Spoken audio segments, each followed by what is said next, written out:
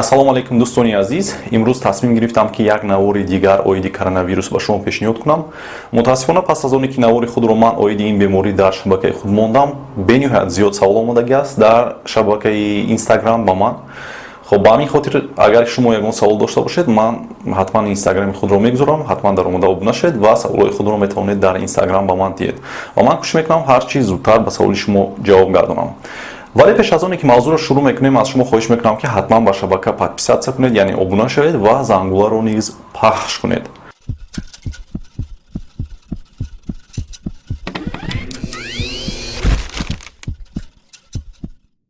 хуб, акнун дӯстон, биёед ба саволҳое ки шумо дар инстаграми ман равон кардед, ман ба онҳо ҷавоб мегардонам. Шурӯъ мекунем аз саволи якум. Навистааст ки Абдуллоҳ навистааст: доктор, дар чанд рӯз одам мефаҳмад ки гирифтори коронавирус шудааст? Дӯстон, ман аллакай дар навори пешина гуфта будам, вале мутаассифона на ҳама фаҳмиданд. хуб, аломатҳои аввалини бемории коронавирус метавонад дар рӯзҳои якум, дуюм, сеюм, чорум, ҳамин хел то 14 рӯзи беморӣ маълум шавад. барои ҳамин чӣ хеле ки аллакай шумо медонед, шахсоне ки аз давлатҳои Хитой, Италия, Эрон ва якчанд давлатҳое ки дар он ҷо бениҳоят зиёд аст коронавирус, вақте онҳо ба Тоҷикистон меоянд, онҳоро ба муддати 14 рӯз ба карантин мегиранд. яъне онҳоро 14 рӯз дар беморхона ба қавле изолятсия мекунанд. дар давоми 14 рӯз агар ягон нишонаи беморӣ пайдо нашуд, онҳоро ҷавоб медиҳанд. ногуфта намонад ки аломатҳои аввалини бемории коронавирус бисёр дар бисёр ҳолатҳо дар рӯзи панҷум маълум мешавад.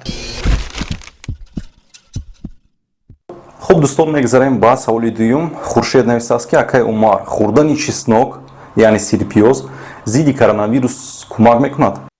мутаассифона фоидаи чеснок, яъне сирпиёз, зидди коронавирус исбот нашудааст ва агар ки фоида медошт, ҳатман ки дар тамоми давлатҳое ки айни замон ин беморӣ зуд паҳн шудаву ҷони чандин нафарҳоро гирифта истодааст, албатта ки онҳо истифода мебурданд. ман насиб бошад оиди чеснок, яъне фоидаи сирпиёз, ҳатман ба шумо як навор хоҳам кард.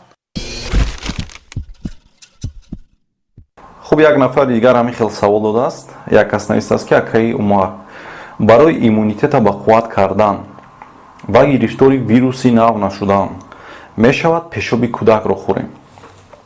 мутаассифона чӣ хеле гуфтам, дар байни халқ бениҳоят ҳамин гуна хатоиҳо, ҳамин гуна маълумотҳои бардуруғ бениҳоят зиёд паҳн шуда истодааст. айни замон гӯё ки чеснок, гӯё ки ман намедонам пешоби кӯдак, пешоби кампир, пешоби мусафед, намедонам пешоби ягон ҳайвон ба зидди ин беморӣ метавонад муқовимат нишон диҳад, вале ин гуна нест. албатта насиб бошад, ман ҳатман оиди табобат бо пешоб, яъне уринотерапия як навор мекунам ва ба шумо зарарҳои онро мефаҳмонам. вале фоидаи пешоб то ҳанӯз исбот нашудааст, вале зарараш бениҳоят зиёд аст. шумо худатон як бор фикр кунед, агар пешоб ин қадар чизи фоиданок мешуд, мо онро ба ин миқдор ҳар рӯз аз бадан хориҷ намекардем. хуб, ҳастанд шахсоне ки баъди нӯшидани пешоб аз ягон беморӣ сиҳат ёфтанд, вале ин аз рӯи пешоб нест. шояд бе пешоб тезтар сиҳат мешудед.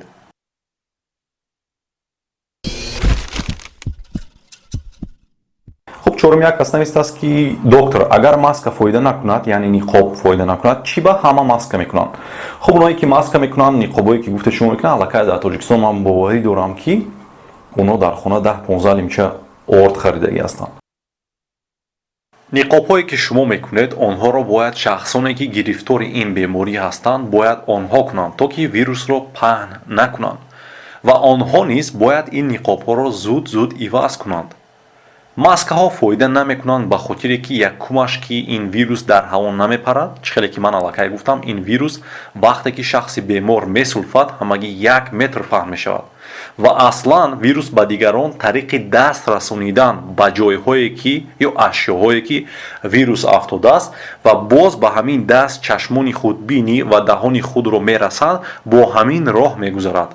инчунин ҳамон ниқобҳое ки шумо мегӯед, аз канорҳояш озод вирус метавонад вориди бинӣ ва даҳони мо шавад.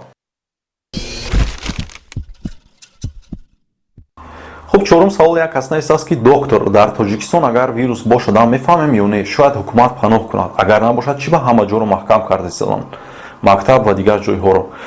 хуб оиди оне ки мефаҳмем ё не албатта мефаҳмем ба хотире ки дар тоҷикистон аллакай 2000 тест овардаги ҳастанд ҳай федератсияи русия ва онро истифода мекунанд ва оиди оне ки паноҳ мекунанд ё не ман ягон чи гуфта наметавонам мутаассифона ман дар он ҷо кор намекунам. Сабаби маҳкам кардани ин ҷойҳо дар он мебошад ки мардуми зиёд бояд якҷоя ҷамъ нашаванд. аз ҳама шанси калони паҳн шудани ин вирус дар ҷойҳое мебошад ки мардум зиёд якҷоя ҷамъ мешаванд. агарчи ба қавли офитсиалия вирус дар тоҷикистон набошад ҳам мо бояд ҳатман тайёр шавем.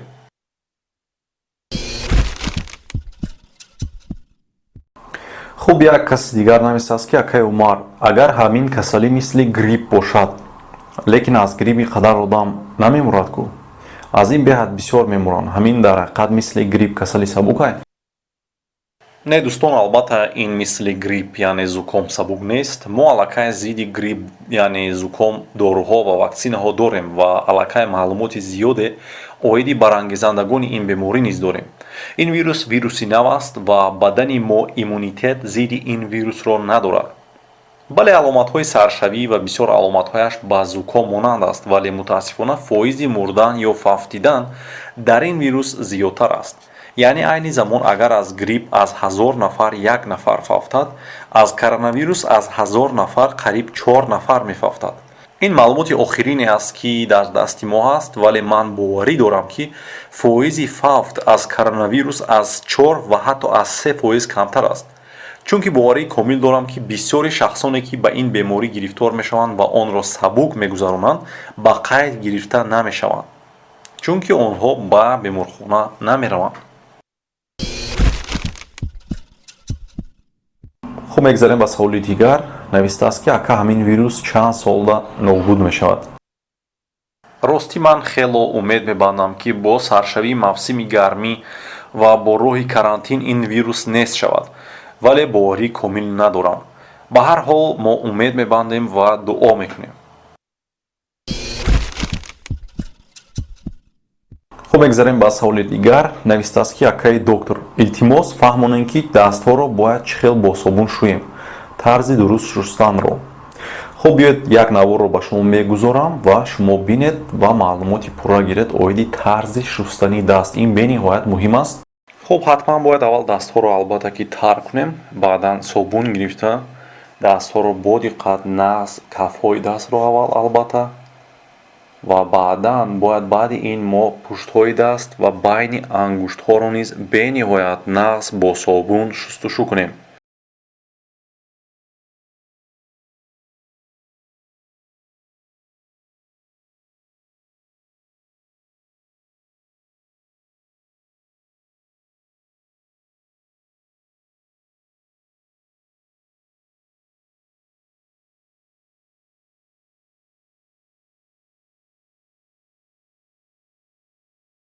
ҳамин гуна бояд мо дастҳоро яъне нохунҳоямонро дар кафи даст бояд ҳамин хел бо собун шӯем.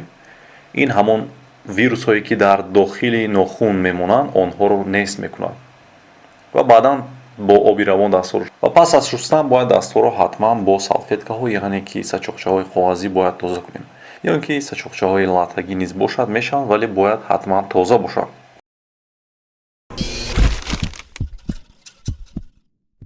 хуб мегзарем ба саволи дигар. як бародар нависааст ки ака ин вирус дар лаборатория тайёр шудааст барои оно ки доруҳояшонро фурӯшанд. хуб дӯстам агар ки ин хел мешуд кани дору то ҳанӯз дору маълум нест дору дар ягон ҷо нест на ваксина на дору. як кас дигар нависааст ки дар россия мегӯянд 6 нафар бемор аст. наход дар давлате ки қати хитой ин қадар сарҳади якҷоя доранд ҳамагӣ 6 нафар бошад. не албатта ин хел нест зиёдтар аст. биёед ба сайти институти ҷон хопкинс медароем ва тариқи онлайн мебинем ки чанд нафар дар россия айни замон бемор аст. хуб ман аллакай даромадам ва биёед мебинем дар россия масалан дар хитой аллакай дигар вирус хело хомӯш шудааст. дар италия аллакай 21 000, дар эрон 12 729. имрӯз 14 март аст 47 нафар яъне 47 нафар дар русия айни замон гирифтори бемории коронавирус аст. ва рости ин хело кам аст барои давлате ки 146 миллион гӯем ки шаҳрванд дорад ва бо хитои сарҳадӣ бениҳоят зиёд дорад. Ин рақам бениҳоят рақами кам аст. Шояд ки аз ин зиёд бошад, бале албатта зиёд аст. Бисёриҳоро чихеле ки гуфтам ба қайд намегирам, бисёриҳо онро мисли зуком мегузаронанд ва ман боварӣ дорам ки ин ҳамон шахсоне ҳастанд ки ин бемориро сахттар гузаронда истоданд ва ё аз ягон давлатҳое ки номбар карданд ба мисли Эрон, Италия ба Русия баргаштанд ва онҳоро зуд ба қайд гирифтанд. хуб, ба ҳар ҳол ман ссилкаи ин сайтро дар зери навор мемонам ва дар омада бинед дар кадом давлат чанд нафар бемор аст.